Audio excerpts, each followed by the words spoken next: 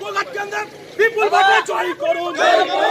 অনুদান নেতৃত্বে গোঘাট কেন্দ্রের তৃণমূল কংগ্রেসের বিপুল ভোটে জয় করুন। তুমি এগিয়ে চলো, আমরা তোমার সাথে আছি। ভয় পাচ্ছে কেন এত? ছাত্র যুব বেঁধে চল, ছাত্র যুব বেঁধে চল। আমাদের রাজ্যে গুরুত্বপূর্ণ মন্ত্রী এবং আরামবাগ লোকসভার আমাদের যিনি অবজারভার সম্মানীয় দিদি অসীমা পাত্র মহাশয়া উপস্থিত আছেন, আমাদের যিনি গতবারও প্রার্থী ছিলেন, গতবারও প্রার্থী হয়েছেন, আমাদের আরামবাগ লোকসভার উন্নয়নের অন্যতম অধিকারী সম্মানীয় শ্রীমতী অপূর্বা পোদ্দার মহাশয়া আছেন, আমাদের কাছের মানুষ, কাজের মানুষ বিধায়ক শ্রী মানস মজুমদার মহাশয়।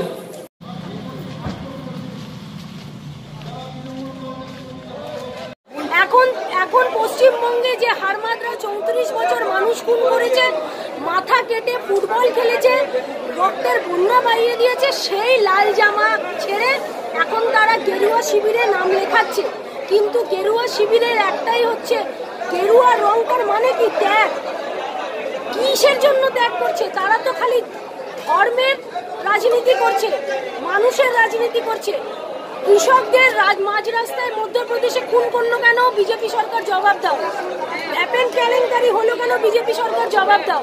রাফেল কেলেঙ্কারি হলো কেন? বিজেপি সরকার জবাব দাও।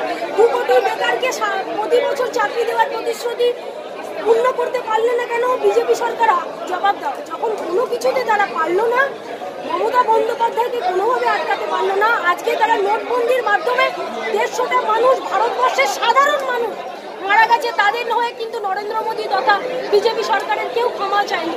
আর যখন তারা বুঝতে পারলো যে ভারতবর্ষের সাধারণ মানুষ তাদের থেকে সরে গেছে, যে সেনারা দিন রাত এক করে আমাদের ভারতবাসীকে তারা বাঁচায়, সেই সেনাদের নিয়ে তারা নোংরা খেলা খেলল এবং জওয়ান 42 জনেরও বেশি জওয়ান মারা গেল। প্রতিদিন জওয়ানের মৃত্যু হচ্ছে। আমরা স্যালুট জানাই আমাদের জওয়ানের প্রতি, কিন্তু জওয়ানদের নিয়ে যে নোংরা রাজনীতি হচ্ছে, আমরা সত্যি এটা কন্ডেম করি এবং সাধারণ নাগরিক হিসেবে এটা আমাদের কাছে সত্যি খুব দুর্ভাগ্যজনক। আমাদের একটাই চ্যালেঞ্জটা হচ্ছে যে উন্নয়ন বাংলার বুকে, আর যারা এই দাঙ্গাবাজ সরকার, বিজেপির সরকার, আর বিজেপি যেভাবে আজকে সারা ভারতবর্ষকে আজকে অশান্ত করে তুলেছে, আমাদের টার্গেট, আমাদের চ্যালেঞ্জ হচ্ছে আমরা বেশি ভোটে, আরো বেশি ভোটে আমরা জিতবো।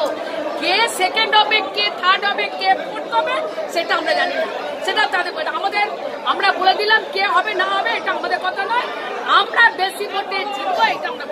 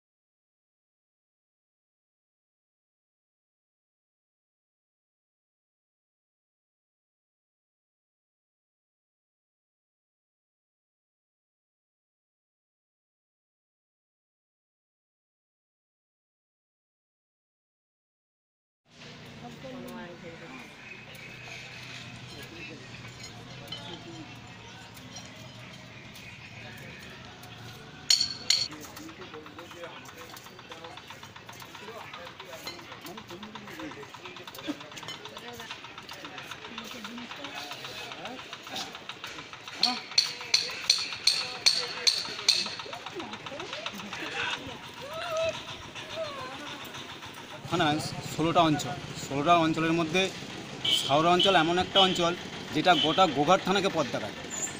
মানে গত এতেও দেখিয়েছে, আগামী দিনেও আমরা চেষ্টা করছি যে কীভাবে কীভাবে ভোটটাকে আমরা আগিয়ে নিয়ে যেতে পারি।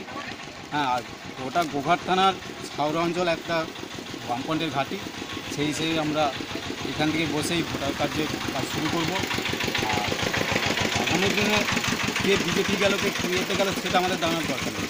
আমরা আমাদের বামফ্রন্টের কর্মসূচি, বামফ্রন্টের যেসব কাজ আছে আমরা পার্টি অফিসে বসেই করবো, হিসেবে আমরা পার্টি অফিসটা ভেবেছি বা পার্টি কর্মসূচিও করবো, বা গ্রামে গ্রামে যে আমাদের দেয়ালে আমরা চুন দিয়েছি সেই চুন দেওয়াতে আমরা দেয়াল লিখবো এসব বিষয়। আপনার নাম? আমার নাম সন্তোষ কুমার। খুলিয়ে আমরা মাঝে মাঝে ইয়ে করি, সামনে ভোট আসছে, আমাদের কমিউনিস্ট পার্টির জন্য খাটতে হবে এমনি, তার জন্য সবসময় আমাদের পার্টি অফিস খোলা থাকে, এবার কাজের সময় ব্যবস্থা আছে। আজকের কি প্রস্তুতি আছে?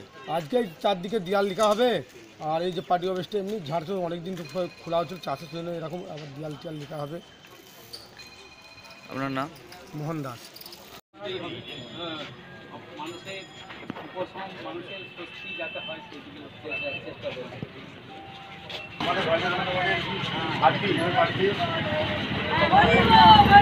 সমস্ত দিক আমরা চেষ্টা করবো যাতে আপনাদের এবং এই বাংলাকে যাতে আমরা সুস্থভাবে গড়ে তুলতে পারি।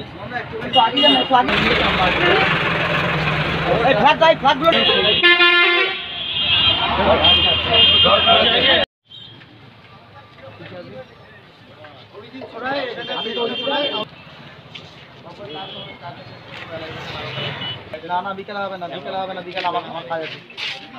আরেকটু